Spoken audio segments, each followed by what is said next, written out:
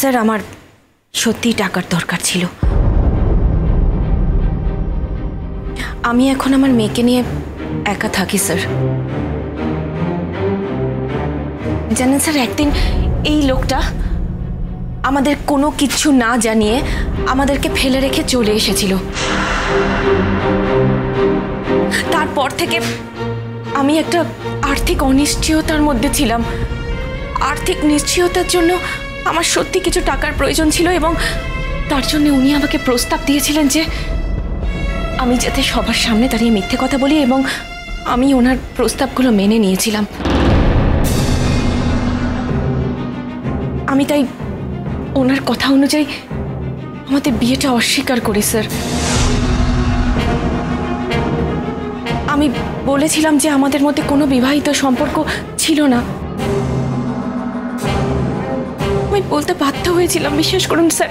উনি বলেছিলেন আমি যদি এই কথাগুলো বলতে পারি তাহলে উনি আমাকে ভারী অঙ্কের একটা টাকা দেবেন। টাকাটার আমার মেয়ের জন্য আমার সত্যি খুব দরকার ছিল স্যার। আমার আর কোনো উপায় ছিল না, তাই জন্য আমি কম্প্রোমাইজ করি। কিন্তু এই মিটিল যখন আমাকে গিয়ে সব কথা বলল, সব কথা শুনে আমি একটা মেয়ে হয়ে আরেকটা মেয়ের দুর্দশার কথা, মানে কমলিনী দেবী এভাবে ঠকে গেছেন, সেটা শুনে আমি আর থাকতে পারিনি স্যার। আমি ছুটে চলে এসেছি। দেখুন স্যার, আমার যা হবার তা তো হয়েইছে। আমার তো জীবনে আর নতুন করে কিছু পাওয়ার নেই, হারানোরও নেই। কিন্তু তা বলে আমার জন্য আরেকটা মেয়ের জীবন এলোমেলো হয়ে যাবে, সেটা আমি কিছুতেই হতে দিতে পারি না স্যার।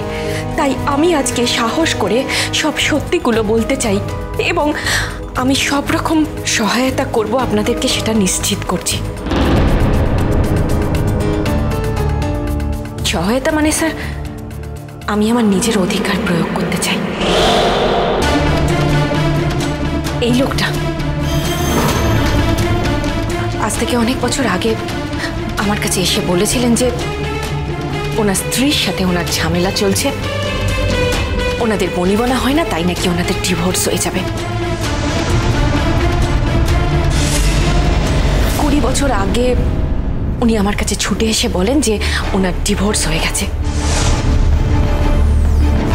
আমি না স্যার, আমার বিশ্বাসের জায়গা থেকে কাগজপত্র আর কিচ্ছু দেখতে চাইনি।